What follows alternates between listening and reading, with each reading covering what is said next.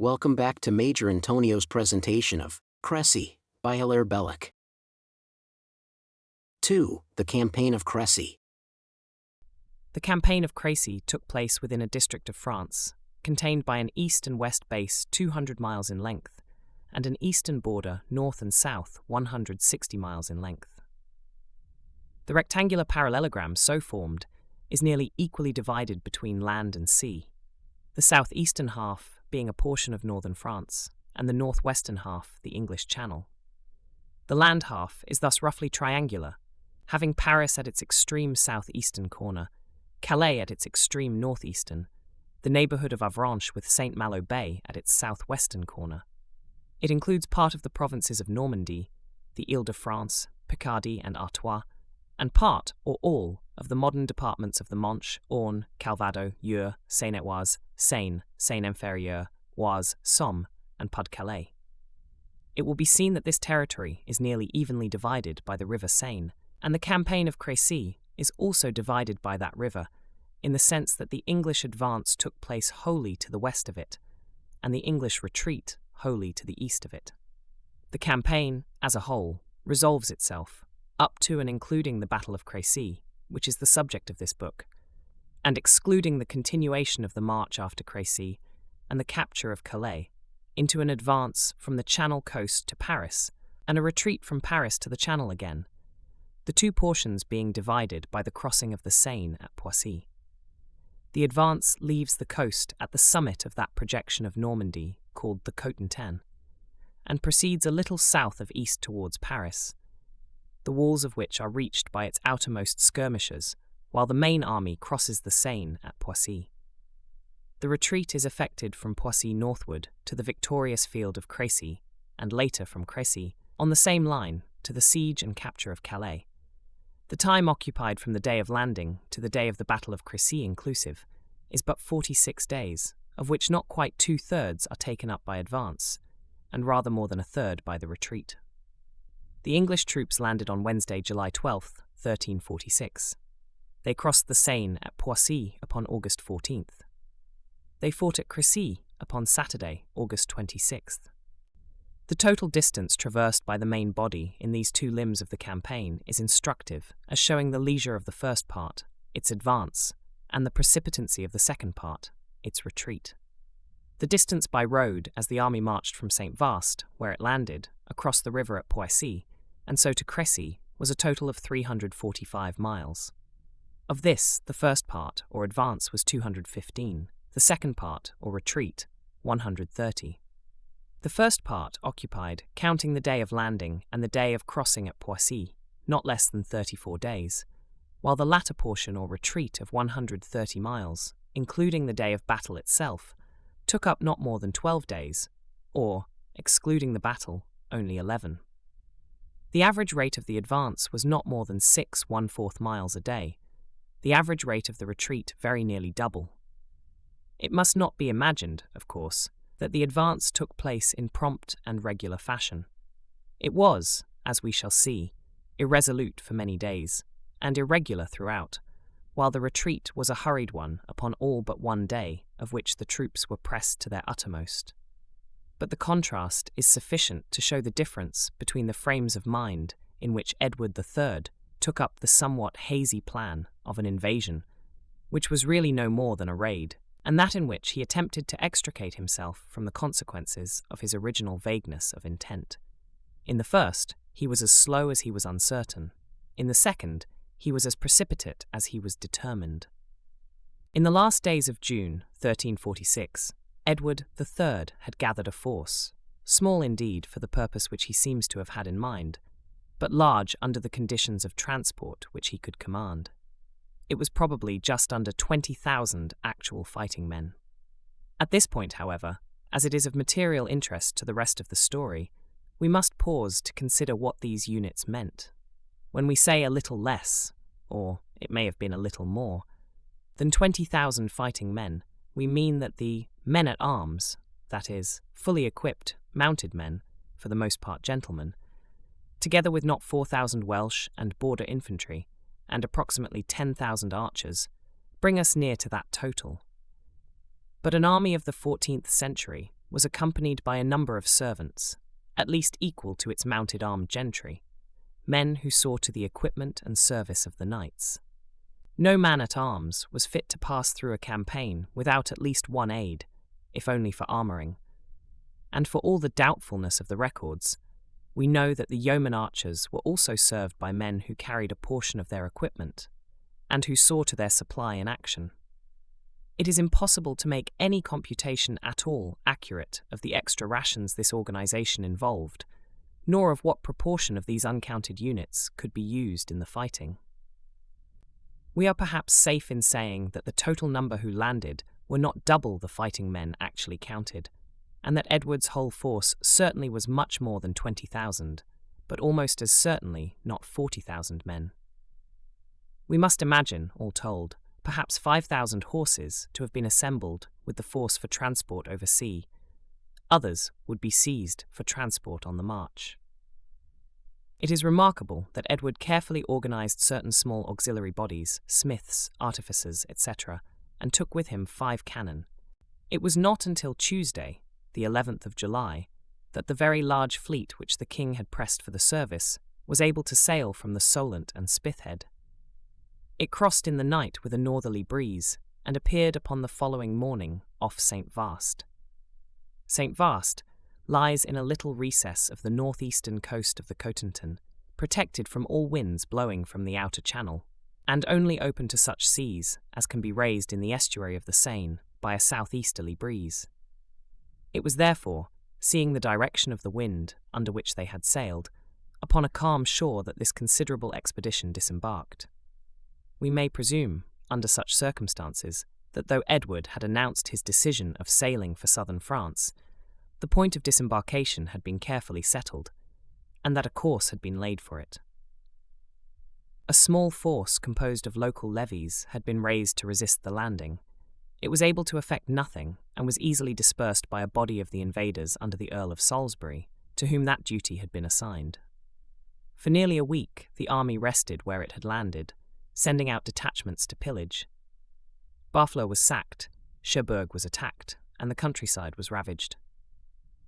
It was upon Tuesday, July the 18th, that the main body set out upon its march to the south and east. No considerable body could meet them for weeks, and all the French feudal force was engaged near Paris or to south of it, and would take weeks to concentrate northward. Edward was free to raid. The attempt to construct an accurate timetable of the march, which Edward III took through Normandy during his advance up the Seine as far as Poissy, and thence northward, in retreat towards Picardy and the sea, has only recently been attempted. Froissart, that vivid and picturesque writer, who, both from his volume and his style, was long taken as the sole general authority for this war, is hopeless for the purpose of constructing a map or of setting down accurate military details. He had but the vaguest idea of how the march of an army should be organised, and he was profoundly indifferent to geography. He added to or subtracted from numbers with childlike simplicity, and in the honourable motive of pleasing his readers or patrons. When, quite in the last few years, an attempt at accuracy in the plotting out of this march was first made, it was based upon not Froissart's but contemporary records, and of these by far the most important are Baker's Chronicle and the accounts of the kitchen, which happened to have been saved. Baker's Chronicle was finally edited by Professor Maundy Thompson in 1889. The work is a standard work, and generally regarded as the best example of its kind. In making his notes upon that document, Professor Maundy Thompson compared the halting places given by Baker and other authorities with those of the accounts of the kitchen, and established for the first time something like an exact record. But many apparent discrepancies still remained, and several puzzling anomalies. I have attempted in what follows to reconstruct the whole accurately, and I think I have done so up to and including the passage of the Somme from Boimont, a point not hitherto established. First, I would point out that of all the few bases of evidence from which we can work, that of the clerk of the kitchen's accounts is by far the most valuable. It should be a canon in all historical work that the unconscious witness is the most trustworthy. I mean by unconscious evidence the evidence afforded by one who is not interested in the type of action which one is attempting to establish. Suppose, for instance, you wanted to know on exactly what day a Prime Minister of England left London for Paris upon some important mission. His biographer, who sets out to write an interesting political life and to insist upon certain motives in him, will say it is the 20th of June, because Lady So-and-so mentions it in her diary, and because he finds a letter written by the Prime Minister in Paris on the 21st. Perhaps it is more important to the picturesqueness of the detail that the journey should be a hurried one, and without knowing it, the biographer is biased in that direction. There may be 20 documents from the pens of people concerned with affairs of state, which would lead us to infer that he left London on the 20th, and perhaps only 5 that would lead us to infer that he left on an earlier day. And weighing the position and responsibility of the witnesses, the biographer will decide for the 20. But if we come across a postcard written from Calais by the Prime Minister's valet to a fellow servant at home asking for the Prime Minister's overcoat to be sent on, and if he mentions the weather, which we find to correspond to the date, the 19th, and if further we have the postmark of the 19th on the postcard, then we can be absolutely certain that the majority of the fuller accounts were wrong, and that the Prime Minister crossed not on the 20th, but on the 19th. For we have a converging set of independent witnesses, none of whom have any reason to make the journey seem later than it was, all concerned with trivial duties, and each unconscious of the effect upon history of their evidence. It would be extraordinary if the servant had forged a date, and if we suppose him to have made a mistake, we are corrected by the equally trivial points of the postmark and the French stamp, and the mention of the weather. So it is with this manuscript record of the King's kitchen expenses and of the several halting places at which they were incurred. Wherever there is conflict, it must override all other evidence. The clerk of the kitchen, to whom we owe this very valuable testimony, was one William of Retford. His accounts were kept in a beautifully neat, but not very legible, 14th century hand, upon long sheets of parchment, and are now luckily preserved for our inspection at the Record Office. With every day's halt, the place where victuals were bought for the king, that is, where the king's household lay, has its name marked upon these accounts. But unfortunately, the abbreviations used in the manuscript, coupled with the difficulty of distinguishing the short strokes upon parchment which time has faded, and on the top of that, the indifference of the scribe to the foreign names themselves, do not render the task particularly easy. The manuscript has not, I believe, ever been published. I have spent a good deal of time over it, and I will give my conclusions as best I can. The main army stayed at St. Vast, as I have said, for 6 days, that is, until Tuesday, July 18th, 1346. This was presumably done to recruit the horses and the men. Foraging parties went out in the interval, but the bulk of the force did not move. On that Tuesday, it struck inland for Valois, a march of 10.5 miles. No proper coast road existed even as late as the 18th century, let alone in the Middle Ages, and an army making for Paris or for the crossing of the Seine could not choose but to go thus slightly out of its way. From Valois, there is a 2 days' march to Carentan, which town was the lowest crossing place of the river Douvres. We may naturally expect the halt between the two to have been about midway, and this would give us a town called Sainte-Mère-l'Église. But the clerk of the kitchen puts down Saint-Côme-du-Mont. We conclude, therefore, that the king's staff did not follow the great road which had existed from Roman times, but went by bypaths to the east of it, where Saint-Côme-du-Mont lies. It was a long day's march of over 14 miles, but the next day's march, that of Thursday the 20th, to Carentan, was a short one of not more than 8 or 9, allowing, in both cases, for the windings of the side road. On Friday the 21st, the king lay at Pont Hébert. This is another example of something very like a long march, followed by a short one upon the morrow. Saint-Lô was the halting place of the Saturday, and Pont Hébert is but 4 miles from Saint-Lô. Of a total, therefore, of nearly 17 miles, over 13 are covered upon one day, and but 4 upon the next. At this point, it is worth noticing the character of all the advance with which we are dealing. Edward had been blamed for sluggishness. He was not so much sluggish as apparently without plan. He did not know quite what he was going to do next. His general intention seems to have been to make sooner or later for his allies in Flanders, and meanwhile to take rich towns and loot them, and to bring pressure upon the King of France by ravaging distant and populous territories which the French army could not rapidly reach.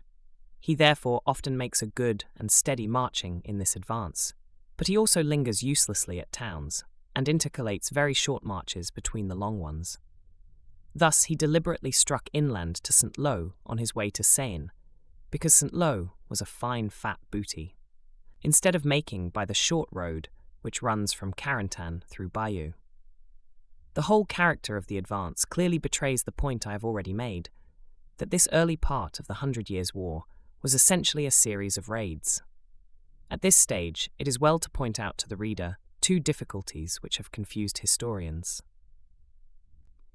The first is the fact that the clerk of the kitchen often takes a shot at a French name which he has either heard inaccurately or which he attempts to spell phonetically, so that we have to interpret him not infrequently to make sense of his record.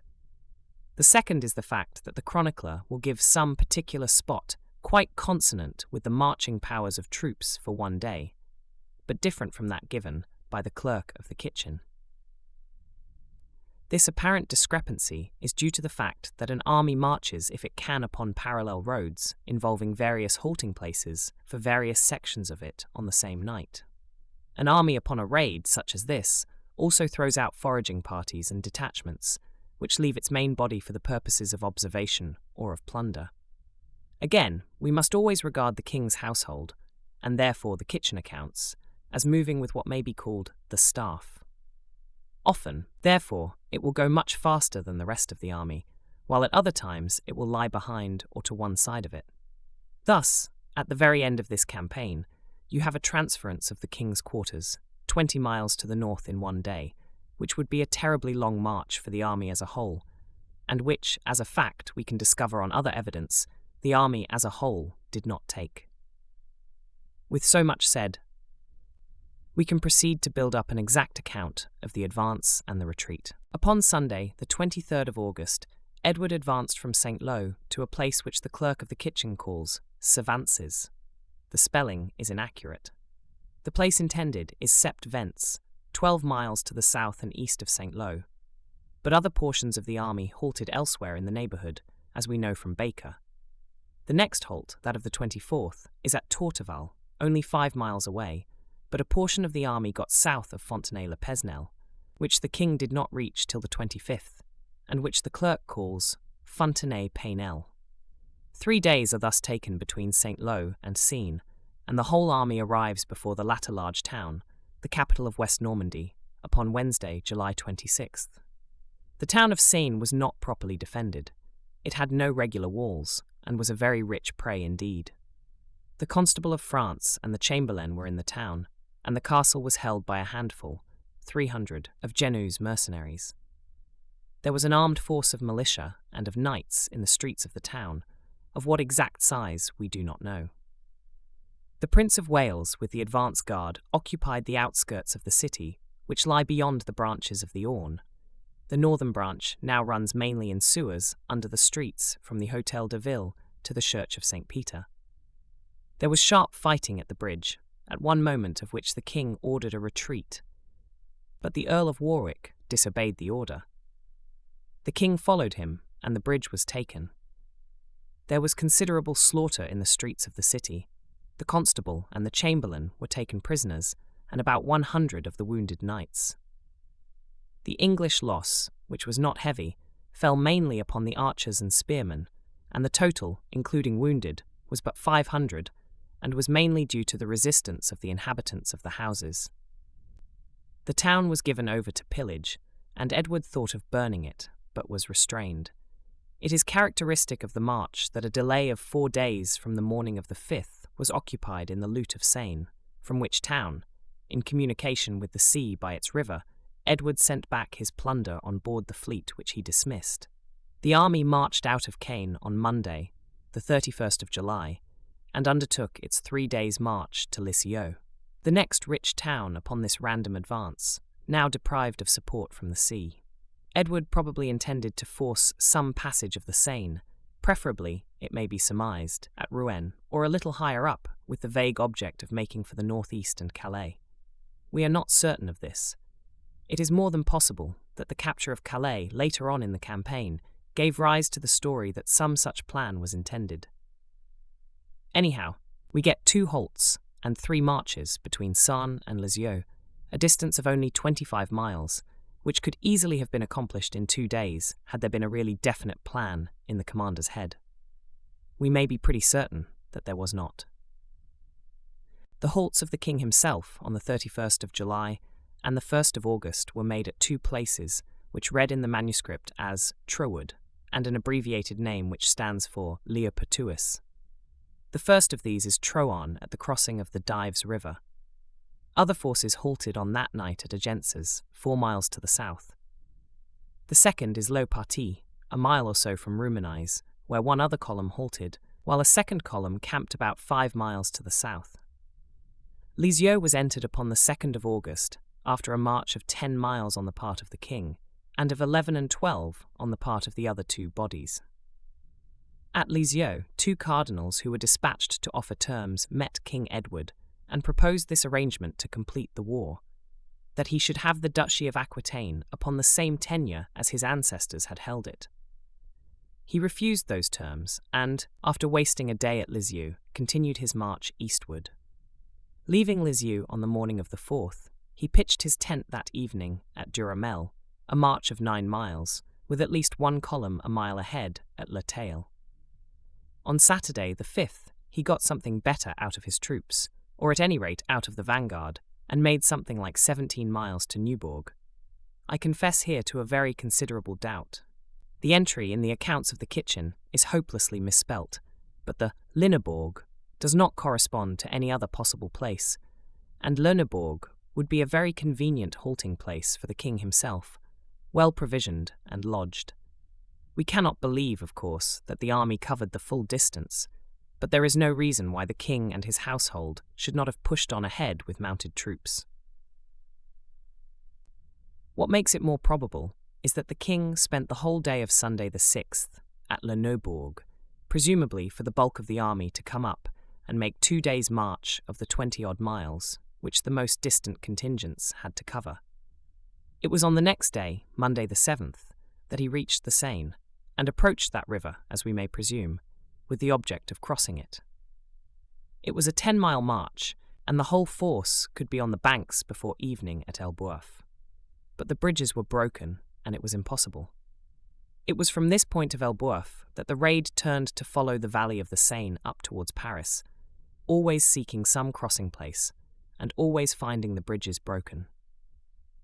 The nearer he got to Paris, the more dangerous became Edward's position, and the larger grew the forces of the French king in the neighbourhood of the capital, which threatened him. Tuesday the 8th was spent in ravaging the country.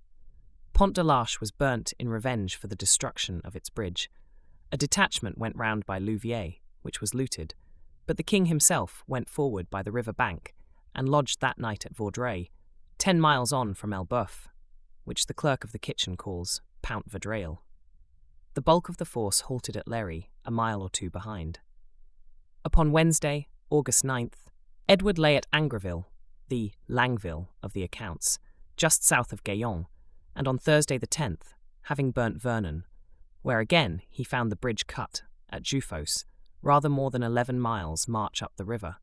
Frivos, as I read it in the manuscript.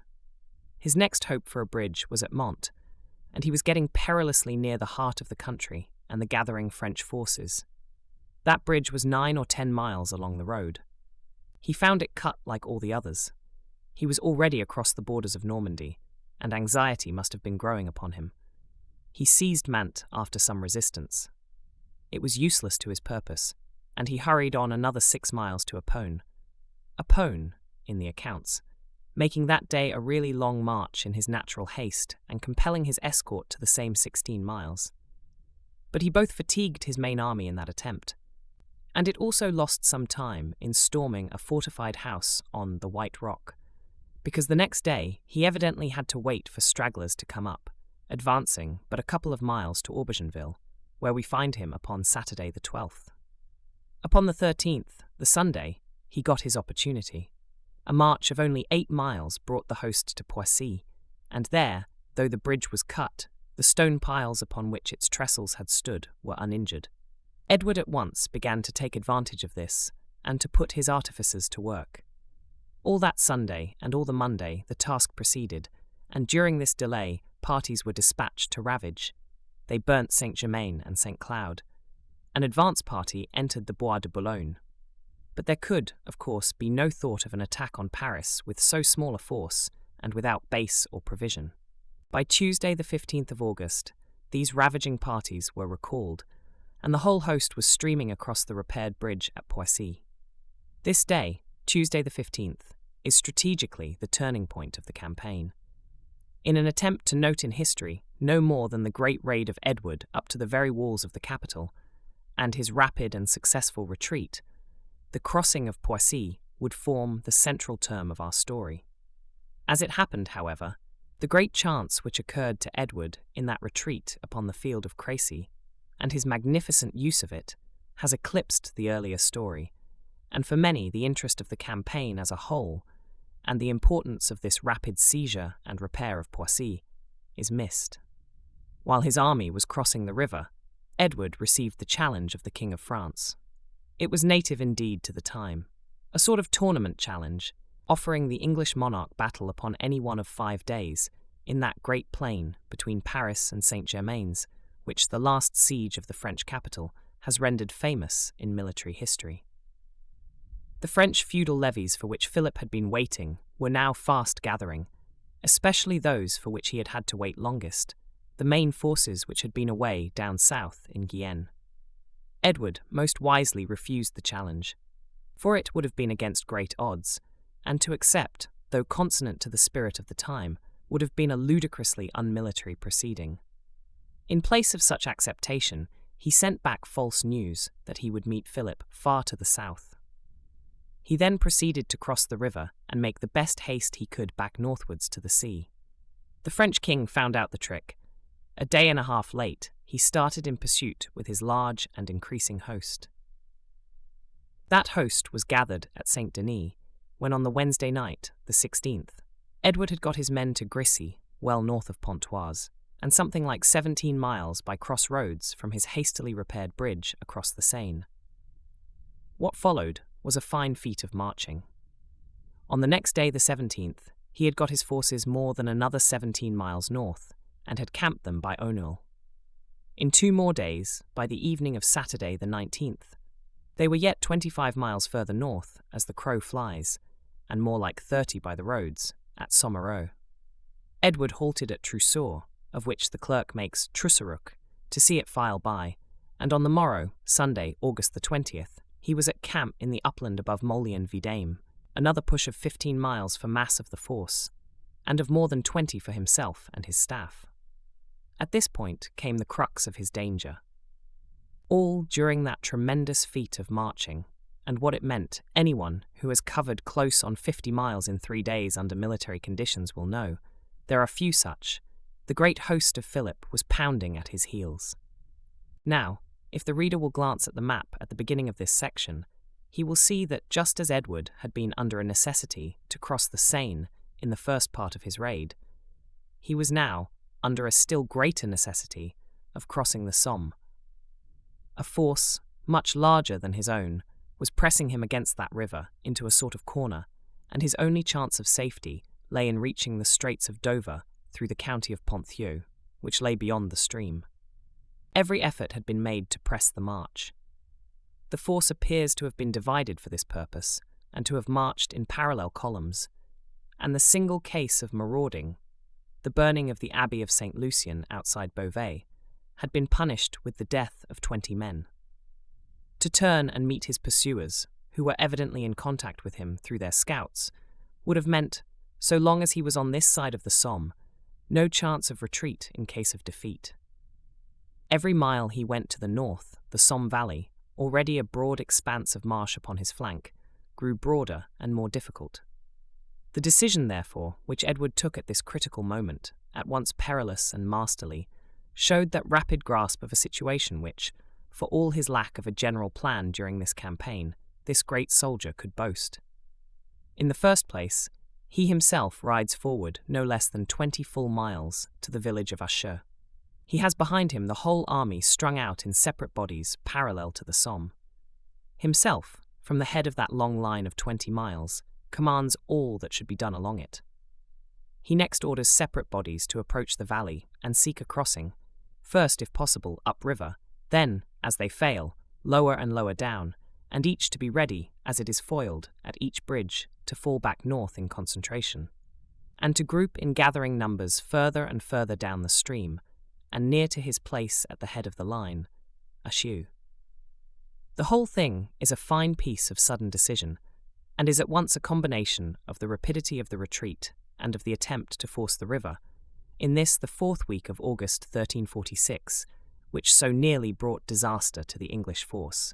3 days, the 21st, 22nd, and 23rd, were taken up in this manoeuvre. The English flung themselves successively against the bridges, Picquigny, Longpre, Pont-Remy. The hardest and first push was at Picquigny at the beginning or southernmost of the effort. The body detached for that effort was beaten back.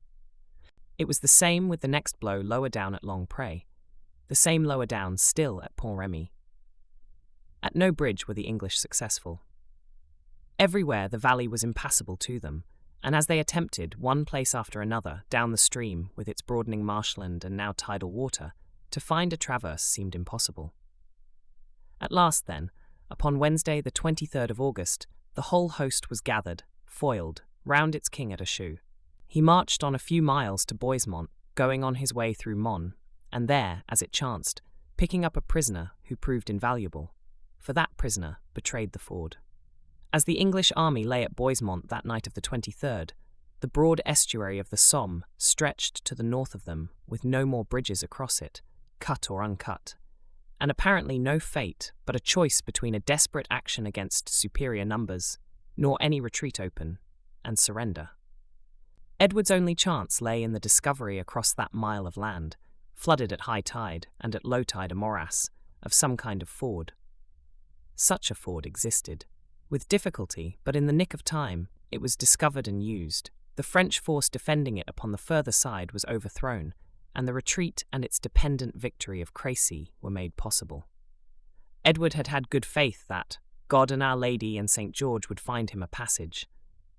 And a passage he found. The crossing of that ford and the advance to Crécy field must form the matter of our next section, the preliminaries of the action. 3. The preliminaries of the battle.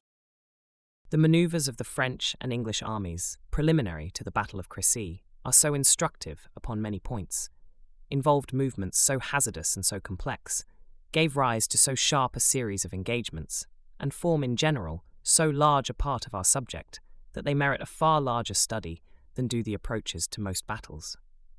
They illustrate the comparative lack of thought-out plan which characterized medieval warfare.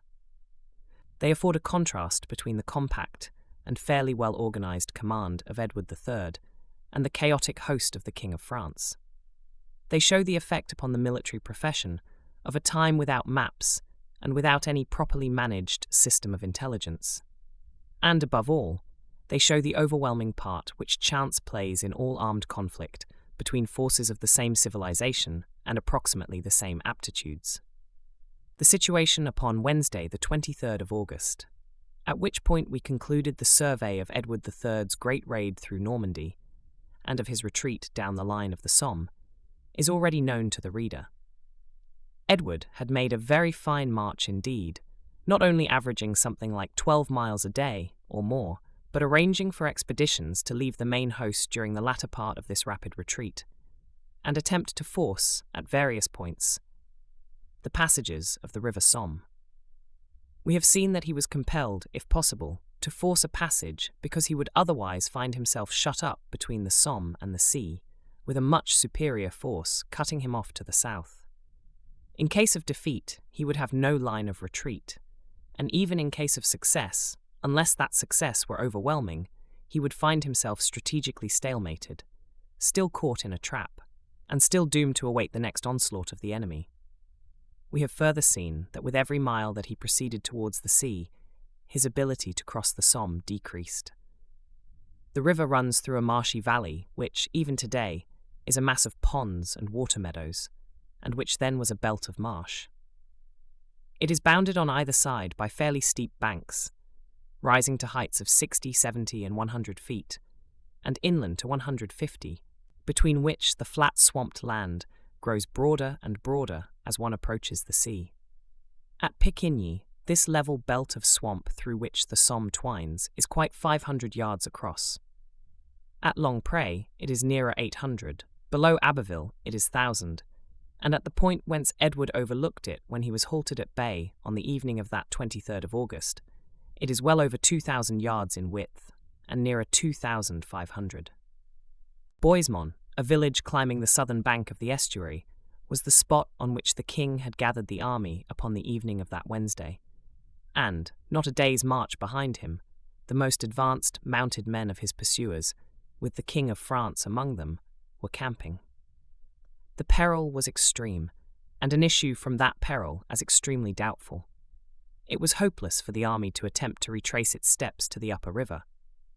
To have done so would have been to march with the flank of its march, exposed to an immediate advance of French forces, and almost certainly to be caught in column, and Edward had already suffered such repulses before Longpre, Pont-Remy, and Picquigny, as left him no hope for success should he attempt these bridges again.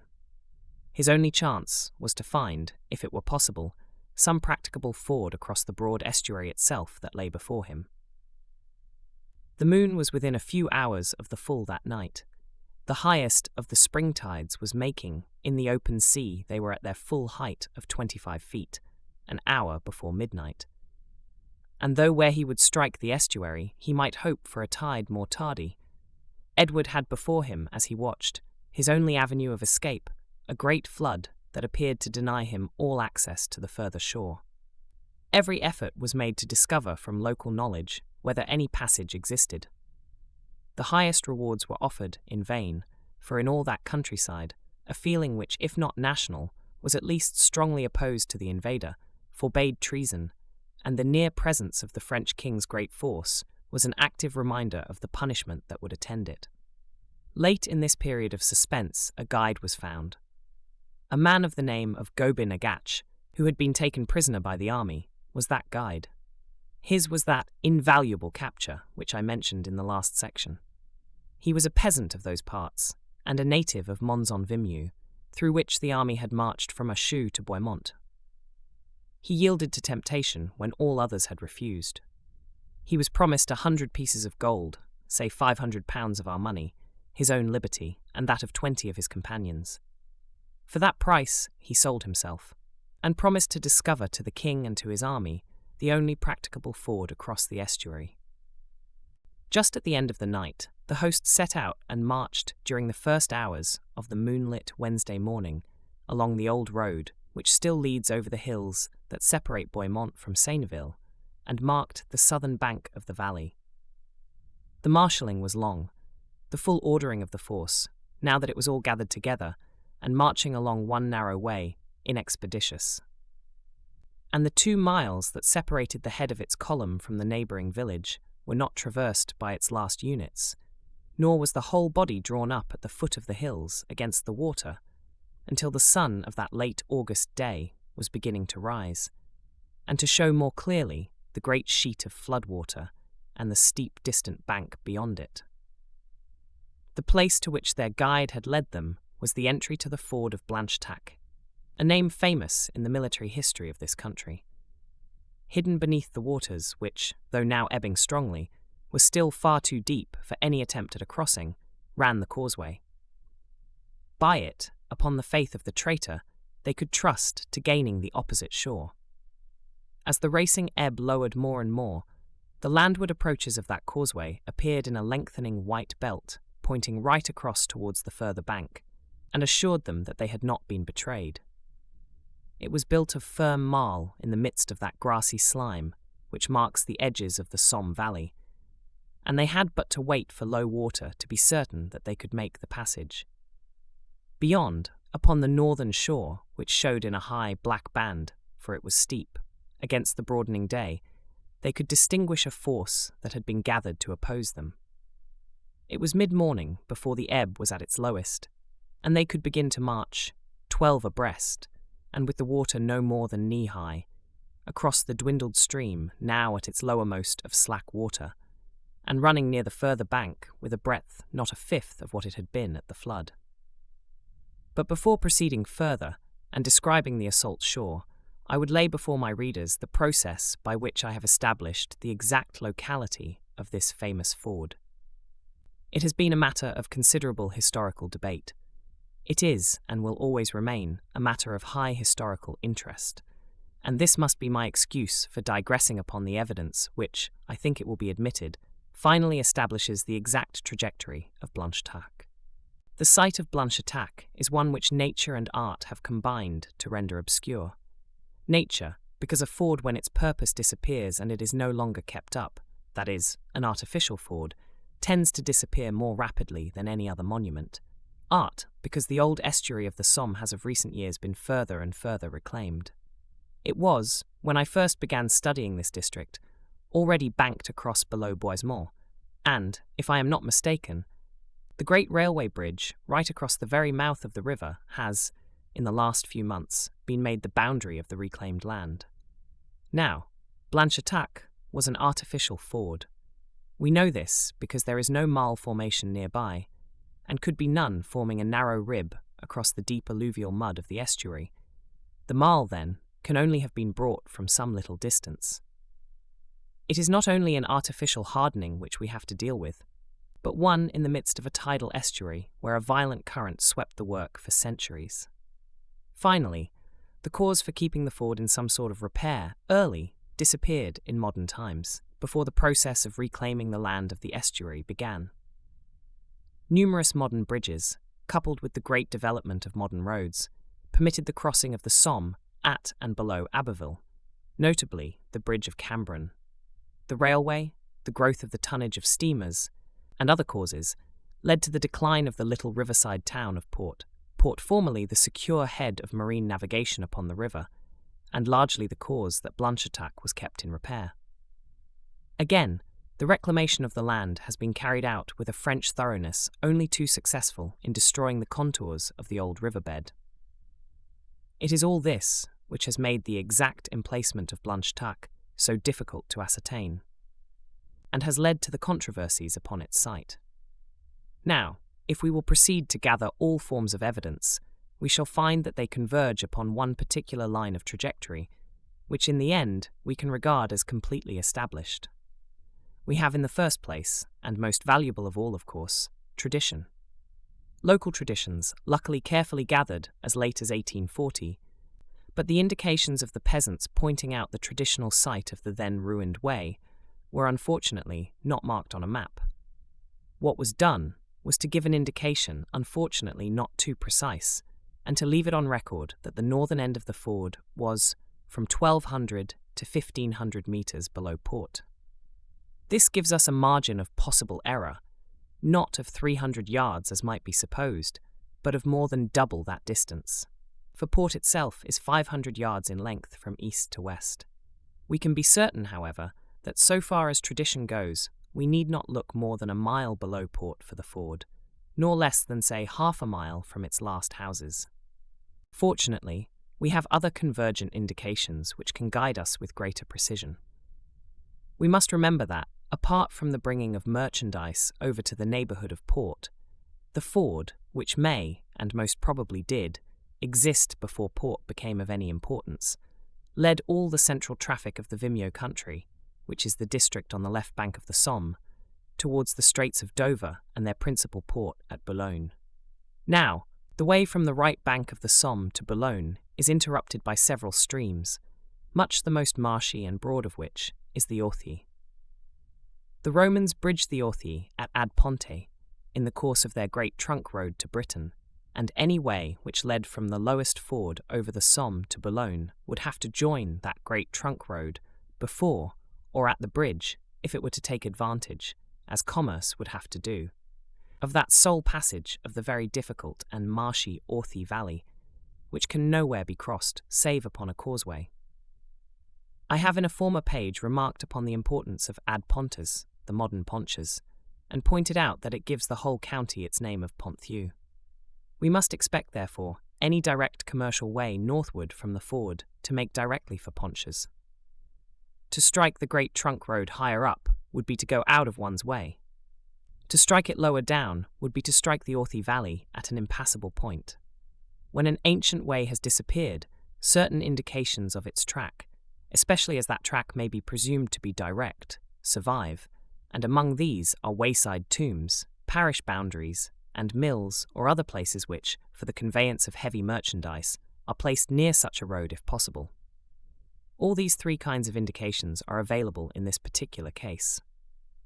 The medieval mill, which was so important a monopoly of the medieval community, was not built in the most natural place for it, on the summit of the hill just above port, but some 1,000 yards and more away down the river bank, and over against it is a group of tombs. Moreover, between the two runs the long northwestern boundary of the parish or commune of Port, which is prolonged in the boundary of the parish of Saley. We have here, then, a convergence of proof which confirms the vaguer traditional site, for the end of this line upon the river, passing between the tombs and the old mill, strikes the bank within the limits of distance from Port, which were set down in the local notes printed in 1840. But there is more. The forming of successive embankments, one below the other, for the gradual reclamation of land in the Somme estuary was not an easy matter. They had to be strong to withstand a strong tide, and there was no good bottom to be found in the deep mud of the valley floor. It is a significant evidence of this difficulty that the embankments stand so far apart, and that the last has had to take advantage of the long-established work of the railway viaduct. It is therefore a legitimate conjecture that the hard bottom afforded by the old Blanchetaque would be made use of, and as a fact we find the principal embankment between Port and the sea coinciding exactly with the line established by the tombs, the parish boundaries, and the site of the mill. There is even more than this. If we follow the present embankment across the estuary towards the southern bank, we find ourselves checked before reaching that bank by the now canalized and artificial straight ditch of the Somme. There is no bridge, but on the further side, leading across the remaining 700 yards to the southern bank, a village road exactly continues the direction, and this road, older than the reclamation of the valley, is the last converging point, clinching the argument. It cannot be doubted that the road leading from Seineville northward across the flat to the canal, and continued beyond the canal by the embankment, is the line of the old Blanchetaque. Though the French army had been pursuing Edward during his march upon the left bank of the Somme, the possibility of his getting across the estuary had not been neglected, and a force had been detached to watch the right bank at the point where the only passage across the stream, Blanchetaque, touched that right bank. Here, one of Philip's nobles, Godemard de Fay, was waiting with a considerable force to oppose the passage. The exact size of this force is not easy to determine, for it is variously stated, even by contemporary authorities, but we are fairly safe if we reckon it at more than 2,000 and less than 4,000 men, some hundreds of whom were mounted knights. In other words, it counted in capital units from 1/6 to 1/8 of Edward's army, and, counting all fighting men against all fighting men, perhaps much the same proportion. There was sharp fighting, but it was defeated, principally through the action of the archers. In Godemard's command was a very considerable body of Genoese crossbowmen. As we shall see when we come to the Battle of Crécy itself, this arm was gravely inferior in rapidity of fire, and possibly in range, to the English longbow. The latter weapon could deliver 3 to the crossbow's 1, and to this, coupled with the discipline of the English column, the success must be ascribed. Grave as was the balance of numbers against the French side, equal armament and equal discipline should have enabled it to prevail. The holding of a tête de pont with a smaller number, properly deployed, should always be possible against a larger column compelled to debouche from a narrow line, especially a line of such difficulty as a ford across a broad stream. The action was a picturesque one, and the sight presented to a spectator watching it from the heights behind Godmard's command must have been a picture vivid and well framed. 100 mounted and armoured knights, carefully chosen, led the way across the ford. They were met actually in the water itself by mounted men advancing onto the causeway from Godmard's side, and the twin banners of Edward's two marshals and the cries of "God and St. George," with which the English vanguard met the enemy, rose for a few moments from a confused melee of men and horses struggling in the stream. But the issue was decided by the comparative strength of missile weapons, and not by the sword. The Genoese crossbowmen behind the French knights, and upon either side of their rear, shot into the English mounted ranks with some success, when the archers of Edward, who were just behind the knights, and seemed to have deployed somewhat over the marshy land on either side of the ford, returned their fire with that superiority of the longbow which helped to decide this campaign. It was the regular fire of the archers, the weight and the rapidity of it, which finally threw the supporting infantry of the French command into confusion, and permitted the mounted head of the English column to force its way over the landward end of the ford and through the now isolated body of French knights. Once the bank was gained, the English head of the column, in its turn, held the tête de pont, and the passage of the whole force was only a question of time. But time was a factor of vast importance at this juncture. How important what immediately followed will show. A force of anything between 24 and 39,000 men, combatant and non-combatant, with its wagons and sumpter horses, the considerable booty of its raid, its tents, its reserve of armour and of weapons, we cannot reckon, even upon a front of 12 deep, at less than a couple of miles in length, even under the best and strictest conditions of marshalling. Indeed, that estimate is far too low and mechanical. It is more likely that by the time the head of the column was pouring from the causeway on to the right bank of the estuary, and there deploying, a good third of the armed men were still waiting upon the further shore to file over the narrow passage. At any rate, before the great bulk of the train could have got upon the ford, the first horse of the King of France's scouts and vanguard appeared upon the skyline of the heights above Seigneville, and immediately a considerable force of the enemy were upon the English wagons with their insufficient rearguard. The King of France himself, following upon Edward's track mile by mile, had reached Mons, had learnt that Edward had doubled back from Boisemont, and had detached a body to cut across country to the ford on the chance of preventing Edward from crossing. He had not been quick enough to achieve this, but the French appeared in time, as I have said, to catch the wheeled vehicles behind the English army before they had got into line upon the causeway. Edward, with that good military head which always seized immediate things upon a field, had stayed somewhat to the rear of the main body to watch for such an accident. He was not able to save the bulk of his train, but he saved his army. Much of the booty and of the provision fell to the French. This mishap, which shows how close a chance permitted the safety of Edward's fighting force, had no little effect upon the succeeding 2 days, for it left the English army in part without food. I say in part because for some of them the defect was remedied, as we shall see, by the capture of Crotoy. So the English army passed with the loss of some of its train, but with very little loss of men. Pursuit was impossible. The tide now rising forbade even the thought of it, and somewhere about noon the entire host was marshalled upon the northern bank of the river, and was safe. The whole story forms one of the most striking details in the history of medieval warfare. What followed the discomfiture of Godemard's command and Edward's passage with his forces intact is not easy to gather in the authorities themselves, though it is easy enough to reconstruct with the aid of the kitchen accounts, and by the help of the analogy of Edward's action throughout the campaign. The king's tent, his domesticity, and what we may by an anachronism call his staff, proceeded to the edge of the forest of Crécy, which lies upon the inland heights northeastward of the ford, a distance of 5 miles. But it did not proceed there directly. In company with the whole army, it first turned northwestward down the bank of the estuary to the capture of the castle and town of Noyelles, rather more than 2 miles away. This castle it took, and it is characteristic of these wars that the mistress of it was English in sympathy, and, what is more, had married her daughter to the nephew of one of Edward's principal generals. From Noyelles on the same day, Thursday, Edward and the staff turned back northeastward towards the forest. There was a skirmish at Saley-Bray with Godemard's command, which, though defeated, was not yet broken, and which had hung upon the flanks of the English army. But the belated struggle was of little importance, and Edward camped that night upon the edge of the forest, in the neighbourhood of Forêt-l'Abbey, to the west of the little railway line and station which mark those fields today.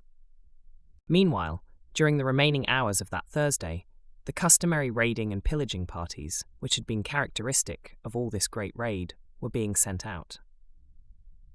The chief one under Hugh the Dispenser took Crotoy and thus provisioned his own force and perhaps some of the neighbouring detachments, but the bulk of Edward's army went famished that day, and, for that matter, were insufficiently provided during the ensuing Friday as well. The host camped upon that Thursday night, somewhat widely spread around its king, with foraging parties still distant, and appointed to return upon the morrow. Upon that morrow, the Friday, the advance north-eastward was continued. It was organised in a fashion whose exactitude and forethought are worthy of note, considering the haphazard conditions of most medieval fighting, and of Edward's own previous conduct of the earlier part of this campaign. These were the conditions before him. He must get as best he might to the Straits of Dover, that is, up northward and northeastward, and he may already have had a design upon Calais. The force which was pursuing him had been checked by the tide of the Somme. It was too large to use blanche attack with any rapidity. He knew that it must double back to Abbeville in order to cross the river before it could turn northward again and come up with him. From where it lay, or rather, where its commander and staff had lain, between Mons and Seineville, that morning and noon, back to Abbeville was a matter of 7 or 8 miles. A distance nearly as great separated him from Abbeville upon his side. He had gained a full day, even if the French army had been collected, highly disciplined and in column.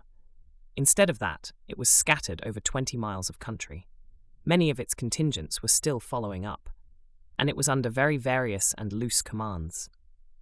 Even should a large body of French appear upon the next day, Friday, Edward had the forest at hand with which to cover his troops long before contact could be established. But good scouting informed Edward that there was no chance of such contact, at least before Saturday.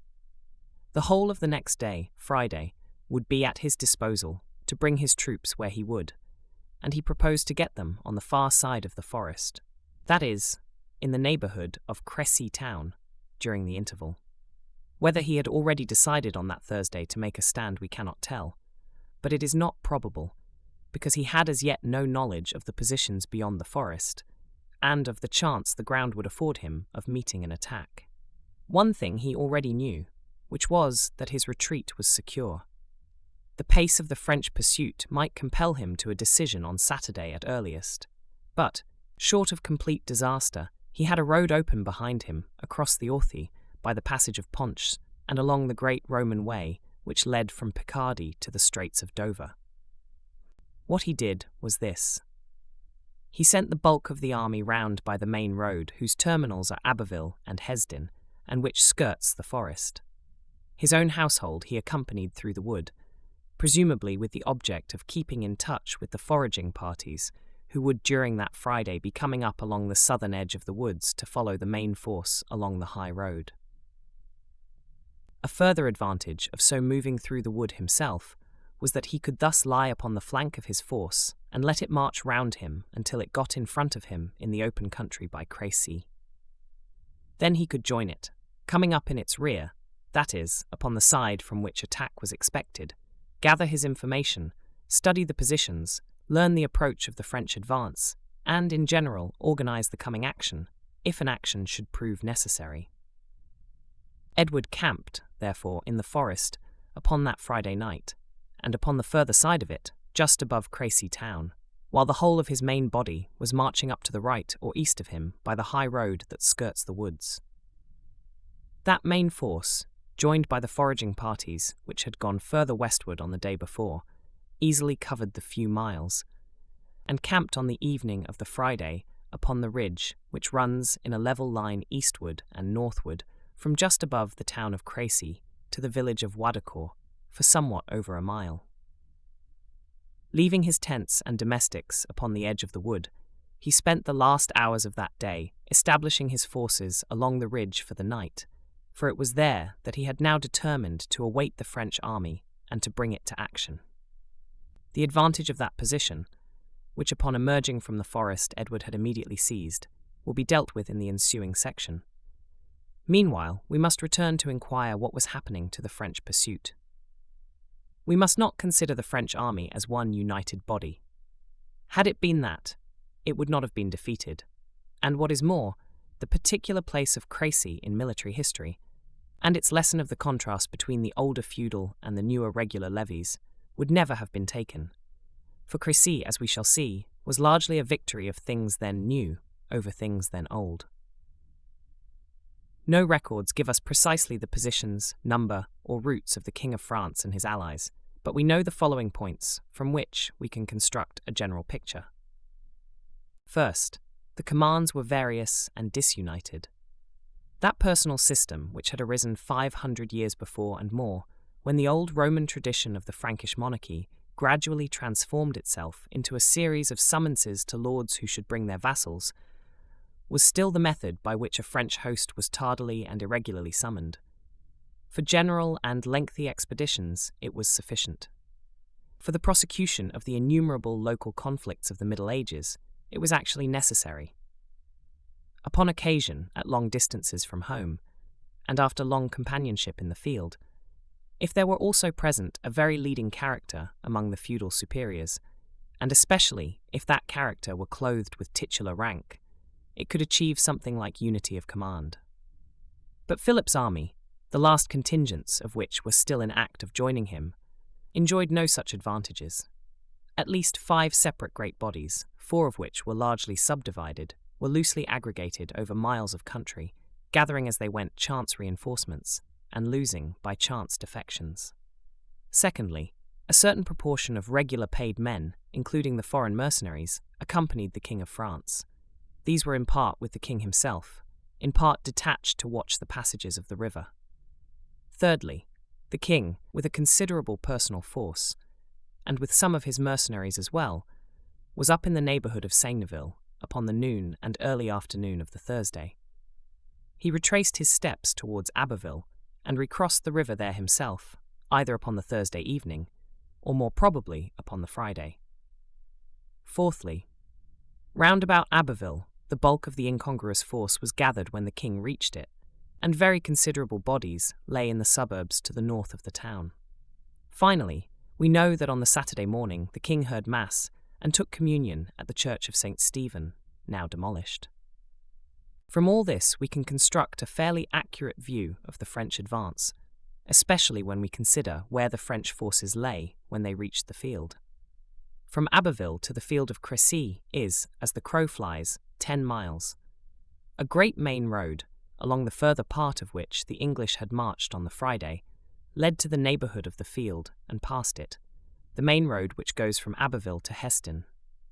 By this road, breaking up probably rather late upon the Saturday morning, the largest of the loosely gathered French contingents marched. Far to the right of them, over the countryside, would be advancing the other feudal levies under the King of Bohemia and John of Luxembourg, the exiled Count of Flanders, the ex-King of Majorca, and other friends, connections, and vassals whom Philip had summoned with their arrays. It is to be presumed that certain bodies on the extreme right went up by the Roman road which misses Abbeville coming from the south, and makes for Ponches, bounding the battlefield of Crécy on its extreme eastern side. Following this chaotic advance of the dispersed host, gathered in a jumble, the wholly untrained peasant levies, which had been swept up from the villages on the advance, proceeded in disorder. And it was thus without regular formation, save among the Genoese mercenaries, some 15,000 in number at the outset of the campaign, though we do not know of what strength on the field itself. that the first lines of mounted men caught sight from the heights of Noyelles and Domvast of the English line on the ridge of Crécy, 3 miles away. It was early in the afternoon before that sight was seen. The wind was from the sea, and gathering clouds promising a storm were coming up before it, and hiding the sun. Before these advance lines of the French army, and between it and Edward's command, the ground fell gradually away in low, very gentle slopes of open field towards the shallow depression above, which a somewhat steeper and shorter bank defended the line, 1.5 miles long, upon which Edward had stretched his men. There was an attempt at some sort of deployment, and the first of 3 main commands or battles were more or less formed under Alençon, the French king's brother. Immediately before it were deployed, the trained mercenaries, including the Italian crossbowmen under their own leaders, Dorio and Grimaldi. Behind was a confused mass of arriving horse and foot, the king himself to the rear of it, and much of it German and Flemish separate commands. We do not know their composition at all. Still further to the rear, and stretched out for miles to the south, straggling up from Abbeville, came, that late afternoon, the rest of the ill-ordered host at random. Before the action was begun, the whole sky was darkened by the approaching storm, and violent pelting rain fell upon either host. The clouds passed, the sky cleared again, but it was nearly 5 o'clock before the first attack was ordered. In order to explain what followed, we must next grasp the nature of the terrain, and the value of the defensive position upon which Edward had determined to stand. This concludes today's reading of Crécy, by Hilaire Belloc. Join us also the day after tomorrow for the subsequent chapter. Subscribe to Major Intonio's channel. Thank you for listening, and so long.